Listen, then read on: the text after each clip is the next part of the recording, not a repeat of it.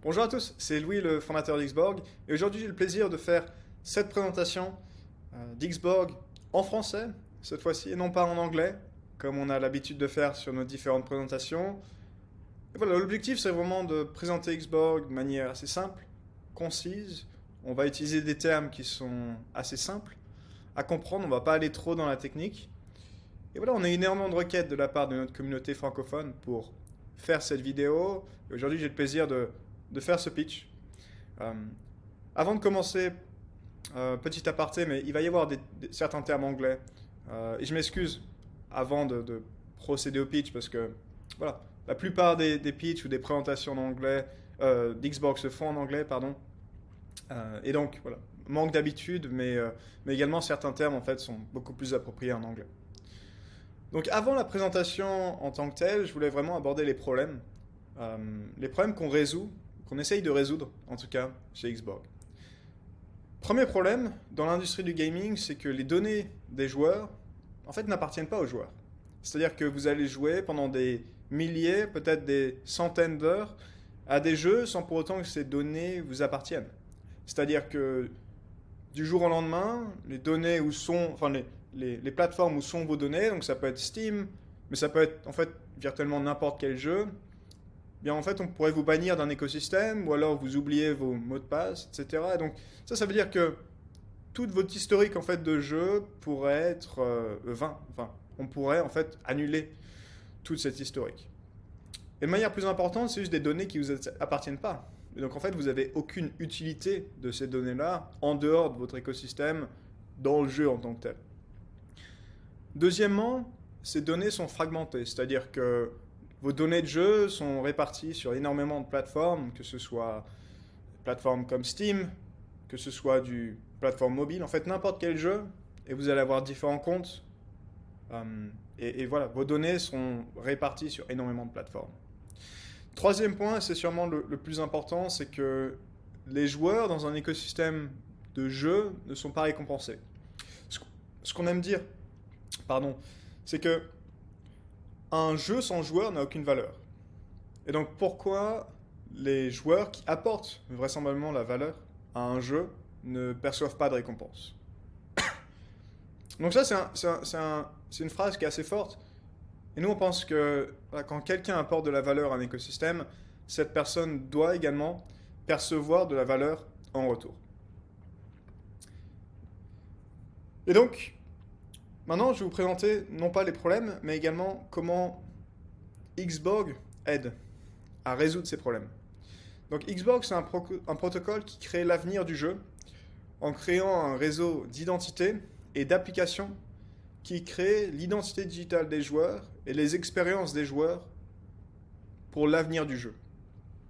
Donc en fait, c'est une toute nouvelle façon de penser au jeu et à vos données en tant que joueur, où les joueurs possèdent vraisemblablement leurs données, mais également où les développeurs d'applications de jeux, que ce soit des applications de tournois, des plateformes, mais également des jeux à part entière, puissent créer des applications personnalisées sur la base des données de joueurs.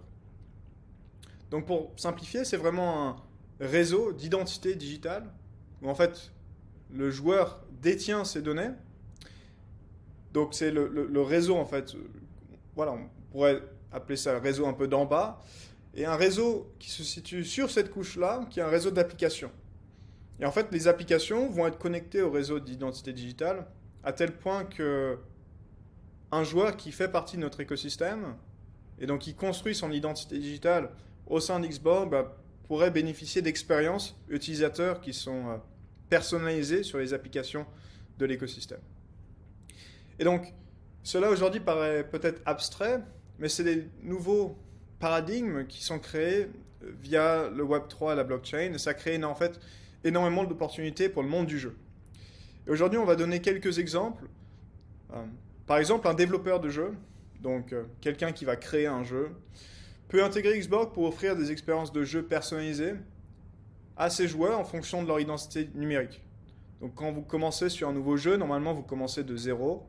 Et bien là, si vous connectez avec votre identité digitale, ou bien vous avez énormément d'informations sur votre profil, bien sûr c'est à votre propre liberté de divulguer ces informations-là, eh bien vous n'allez pas commencer de zéro, mais vous allez commencer par une expérience personnalisée.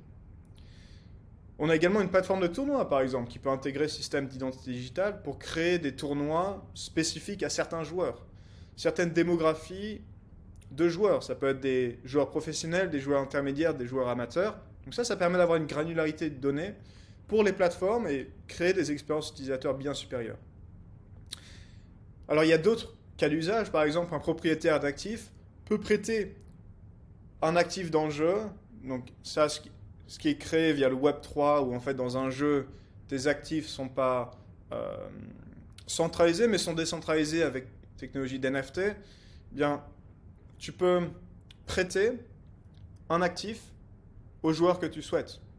Alors qu'aujourd'hui c'est pas possible en fait. Quand on a des protocoles de prêt d'actifs, eh bien on ne sait pas à qui on prête. Et ça c'est très important parce que ça va permettre à un joueur par exemple d'emprunter un actif. Et en fait, au lieu de déposer un collatéral, donc de déposer, si vous voulez, une garantie pour un prêt, eh bien déposer juste sa réputation. C'est-à-dire que sur sa réputation, il va avoir la possibilité d'emprunter des actifs. Alors, il y a énormément de cas d'usage, en fait, parce que chaque application pourrait être repensée pour une meilleure expérience utilisateur pour les joueurs. Pareil, un système de matchmaking dans un jeu, eh bien, avec plus de granularité de données, eh bien, on arrive à faire des systèmes de matchmaking qui sont beaucoup plus importants.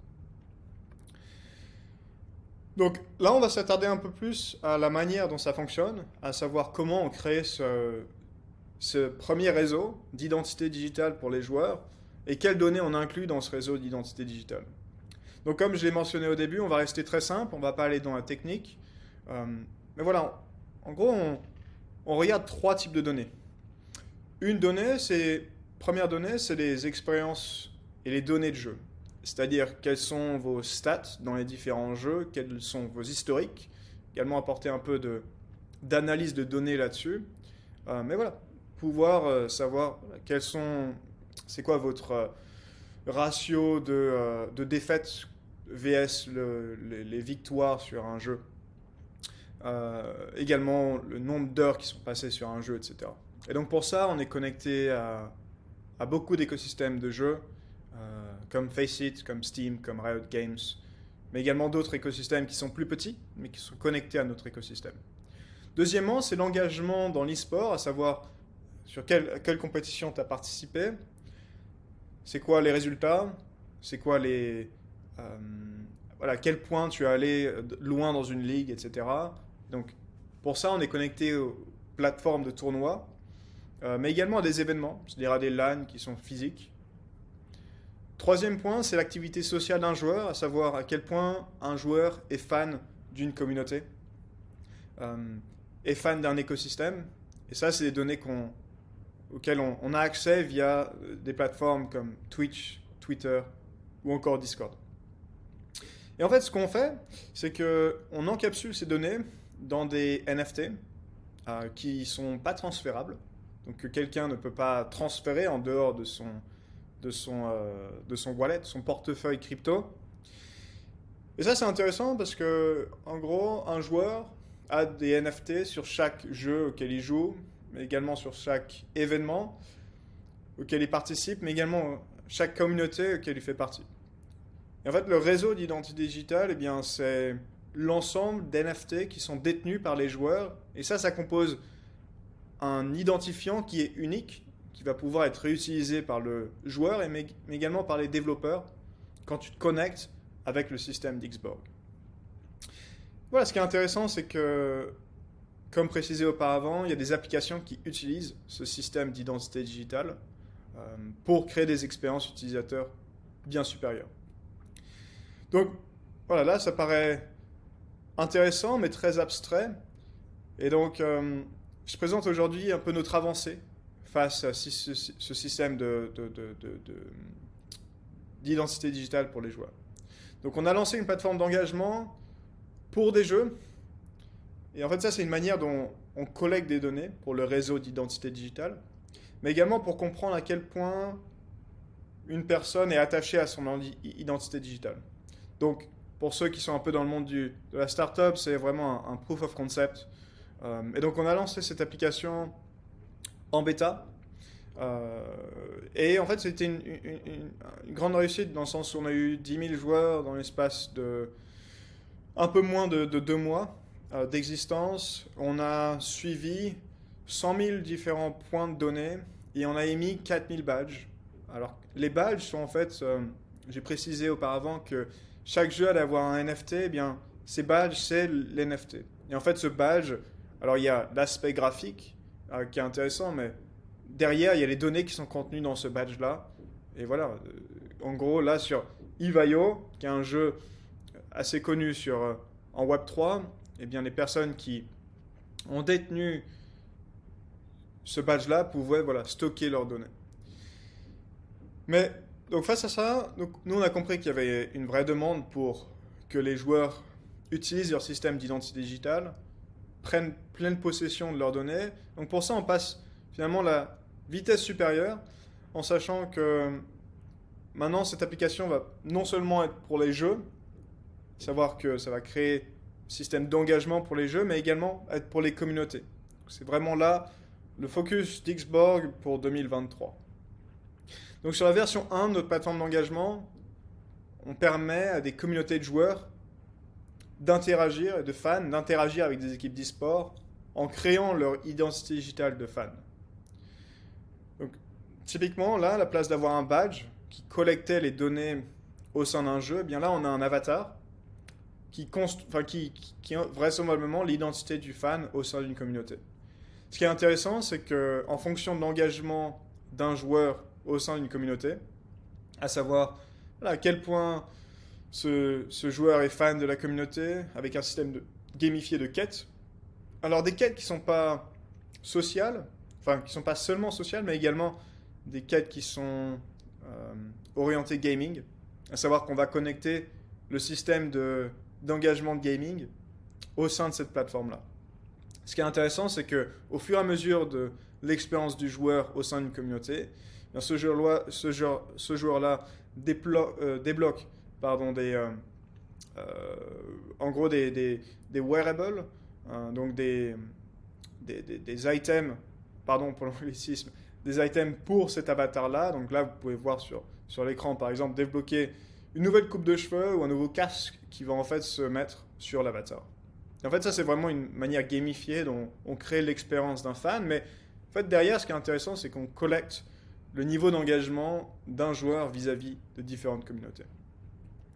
Et donc ça, c'est, encore une fois, pas seulement juste une idée qui est intéressante, c'est une idée qu'on implémente aujourd'hui dans les plus grandes équipes d'e-sport au monde. Donc on a cette opportunité d'inclure cette technologie pour l'équipe BDS, donc le team BDS, qui aujourd'hui est une des plus grandes équipes d'e-sport en Europe, voire à l'échelle mondiale, qui sont très compétitives sur certains jeux comme Rocket League ou encore League of Legends.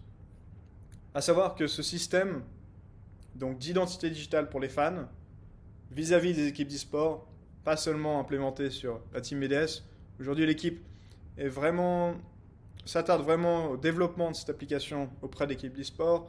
Et aujourd'hui, on a signé plusieurs partenariats. Donc, on a annoncé l'équipe BDS, mais on va annoncer énormément de partenariats.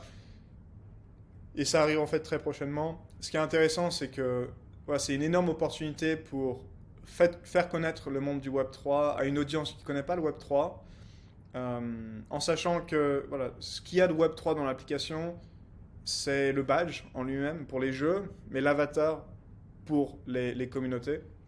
Et en fait, derrière, quand une personne rejoint l'écosystème, ça crée l'identité digitale de certains modules.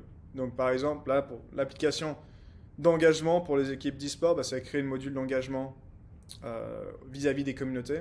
Et ensuite, la personne pourra rejoindre l'autre module, donc le module de jeu, par exemple, pour compléter son identité digitale. En fait, on n'a pas seulement fait cette application d'engagement, qui est un des premiers cas d'étude pour le système d'identité digitale, mais également créer une application qui connecte en fait les joueurs au jeu. Donc, c'est ce qu'on appelle un Soulbound Launchpad. Et donc, ça présente un cas d'étude qui est unique via notre réseau d'identité digitale. C'est-à-dire que aujourd'hui, dans l'écosystème de jeux, il y a beaucoup de jeux qui souhaitent lever des fonds, Mais aujourd'hui, quand tu lèves des fonds, tu ne sais pas forcément à qui t'adresser, mais tu sais également pas qui est forcément derrière les fonds levés, par exemple sur une plateforme de crowdfunding. Ce qui est intéressant ici, c'est qu'on permet par exemple à des jeux de cibler des joueurs spécifiques qui ont des profils de joueurs qui intéressent le jeu. Donc, par exemple, si c'est un jeu de cartes, bah, typiquement quelqu'un qui est connecté via notre système d'identité digitale à Hearthstone, qui est un gros jeu de cartes, bah, ça va être intéressant. Donc ça va donner l'opportunité au jeu de cibler des joueurs donc, qui utilisent le réseau d'identité digitale via une application, mais également aux joueurs d'avoir des opportunités uniques de participer très tôt à des jeux. Donc voilà, on a implémenté ce concept, on a lancé à peu près 6 jeux, à peu près 200 000 dollars qui ont été investis. Donc voilà, ça c'est juste un cas d'usage parmi tant d'autres que j'ai mentionné auparavant.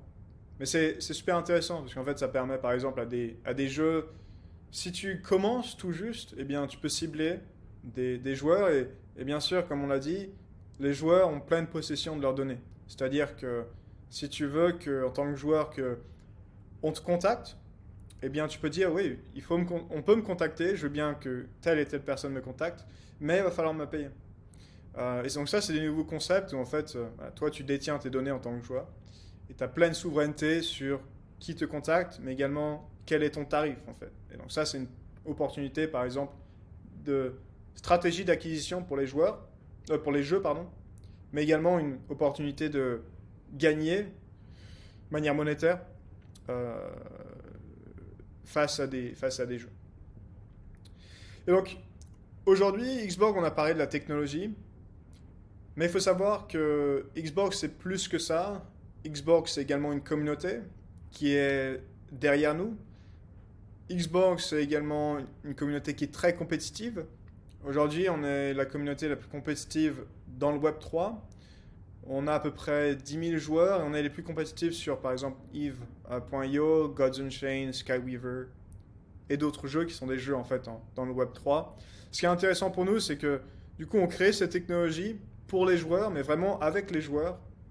Alors, j'aime pas trop cette phrase de dire, voilà, on fait ça, c'est pour les joueurs, avec les joueurs, mais là, ça prend vraiment sens parce que aujourd'hui, on est assez centralisé, mais l'avenir d'Xbox, ça va être décentralisé, avoir une structure décentralisée, ce qui va permettre en fait si un joueur trouve une opportunité dans le jeu, ou dans l'écosystème de jeu et veut créer une application, eh bien, nous, on pourra financer cette application.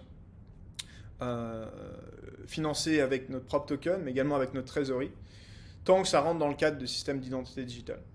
Donc, comment on voit Xborg dans les prochaines années? C'est vraiment un écosystème décentralisé où il y a ce système d'identité digitale, mais les applications vont être créées non seulement par Xborg, mais également d'autres acteurs. Et forcément, les nouvelles applications vont être votées et décidées via notre token de gouvernance. C'est également important de mentionner ici qu'on a une communauté qui est très engagée, donc pas seulement compétitive, mais également très engagée. Donc, par exemple, on a vendu notre NFT dans un marché qui était très pessimiste. Et voilà, on a vendu cet NFT en par exemple 26 minutes avec des montants qui étaient quand même élevés. Et là, par exemple, pour notre levée de fonds, il y a une partie qui va à la communauté. Aujourd'hui, on a, je crois, 4,7 millions. Donc les données là sont pas à jour, mais 4,7 millions de commitments. Donc de personnes qui sont intéressées à participer à ce tour d'investissement d'Xborg. Donc ça, voilà, c'est un réel plaisir d'être capable d'être en communion en fait avec la communauté. Il faut savoir que Xborg est très transparent. À savoir que voilà, cette vidéo, c'est une preuve de transparence, mais on fait également énormément de vidéos. Alors, malheureusement, la plupart sont en anglais. Maintenant, voilà, je pense qu'on peut faire des vidéos en français si elles sont vraiment importantes. Ce qui est important de comprendre également, c'est que l'écosystème d'Xborg se retrouve autour d'un token qui est le token XBG, qui est le token en fait qui est utilisé au sein de toutes nos applications. Par exemple, l'application d'engagement qu'on crée avec les équipes d'e-sport, eh bien, on a parlé de wearable sur des avatars. Eh bien, ces wearables vont pouvoir être achetés avec le token XBG. Mais également, en fait, par exemple, sur le Launchpad, eh bien, il y a des frais qui sont engagés. Eh bien, ces frais sont payés token XBG. Les contributions vont être également en token XBG. Donc, de cette manière, eh bien, XBG fonctionne comme un token de paiement, mais également un token de frais au sein de l'écosystème. C'est quelque chose que je n'ai pas mentionné auparavant, mais le réseau d'identité digitale, eh bien, aujourd'hui, va être construit sur Polygon.